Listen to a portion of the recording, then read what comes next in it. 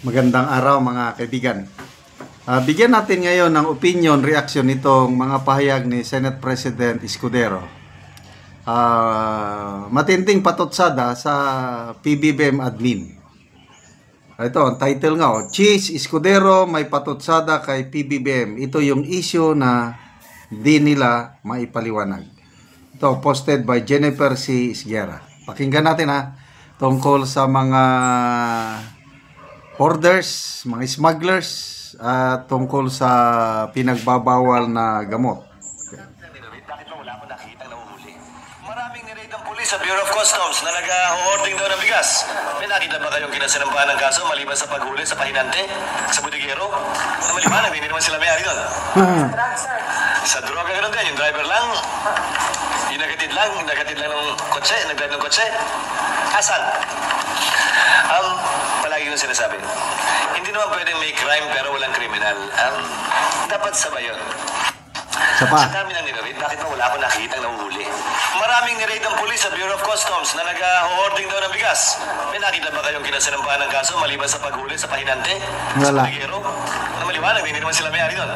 Sa drugs, sir.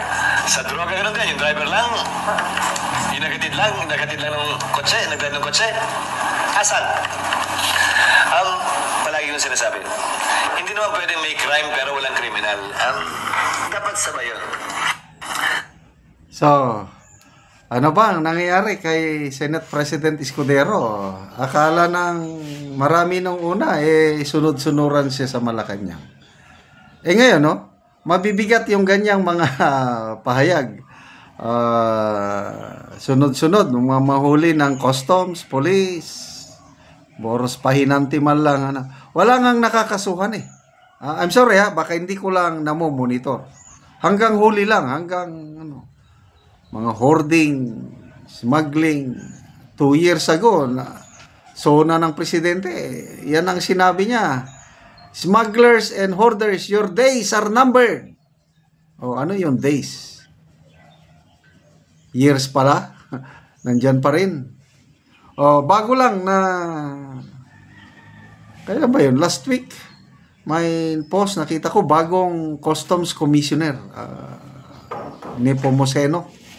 Kalimutan ko na yung dati. Ariel Nepomuceno ata. And then, another post, yung bagong Customs Commissioner, 6 ata ang sinibak niya ng mga matataas na opisyalis sa Bureau of Customs. Sabi ko, wow, salamat naman. Sana tutuhanan na ito, na linisan ng administrasyong ito ang customs, kasi napakahalagang role ng customs. Yan yung collection na unit natin kasi mas madami ang gastos ng gobyerno kaysa yung income.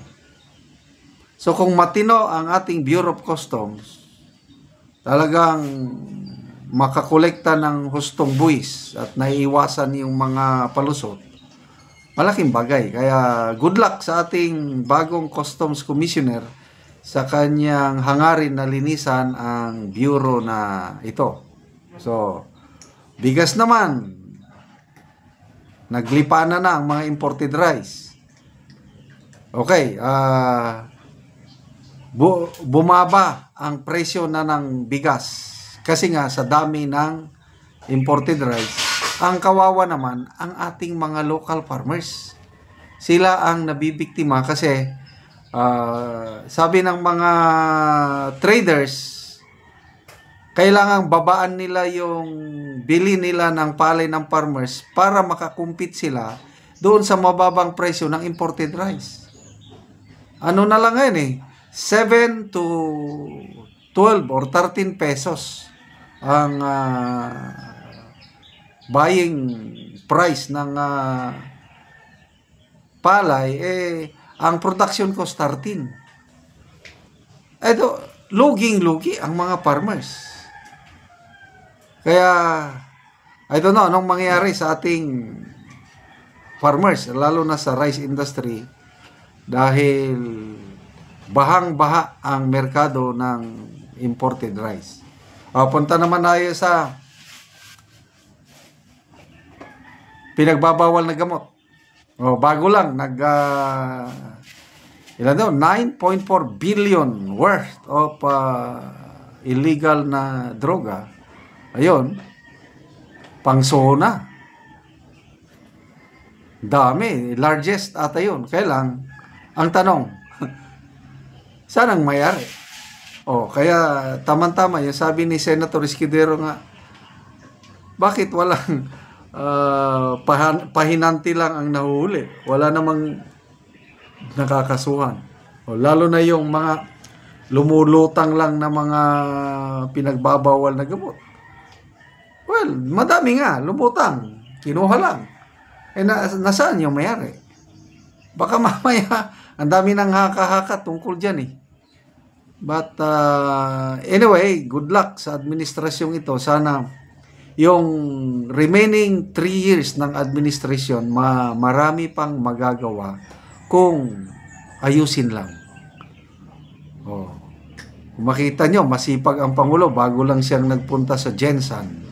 Pangako niya, gagawin ang lahat para matulungan ang mga mangingisda kasi nga, sabi nila is dying industry na daw ang fishing industry sa ating bansa.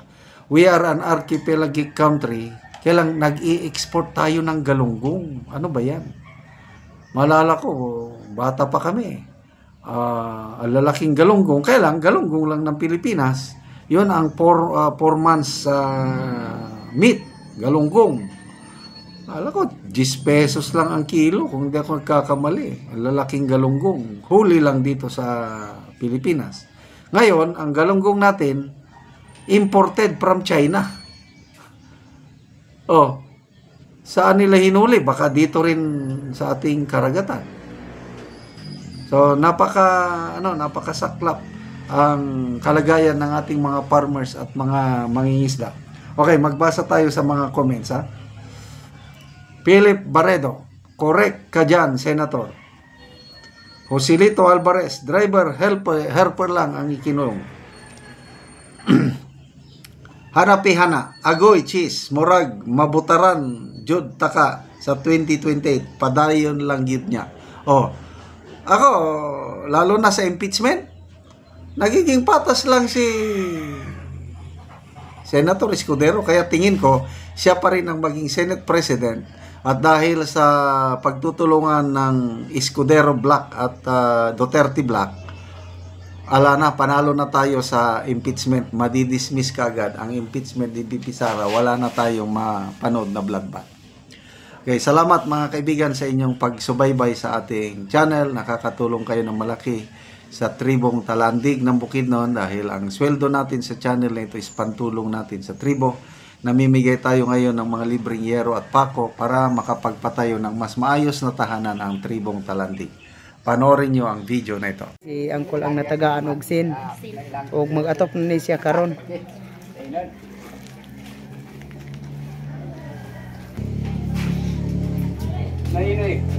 Og karon mo na ni ang kadako sa buslot sa balay ni Angkol sa natagaan na mo og yero. Ay dako akong pagpasalamat kay natagaan ko busin. So Nakatup na ko gyud.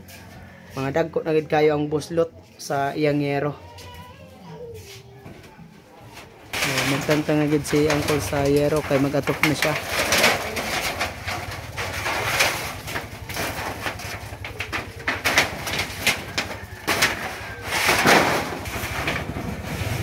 Karon mag-atop na agad si Angkol. Ura pa. Awat. Ingat idol.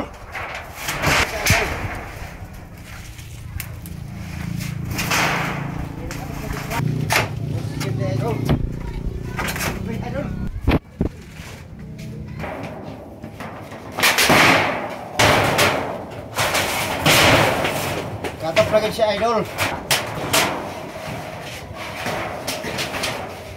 Tawa ka. O nag-contact mo. Awitain na nasin.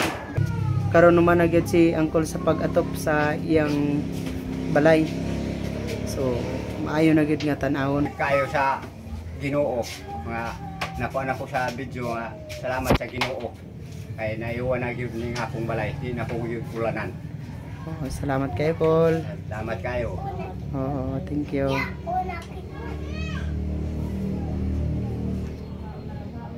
Tagsin, katop na tagyod. Mm-mm.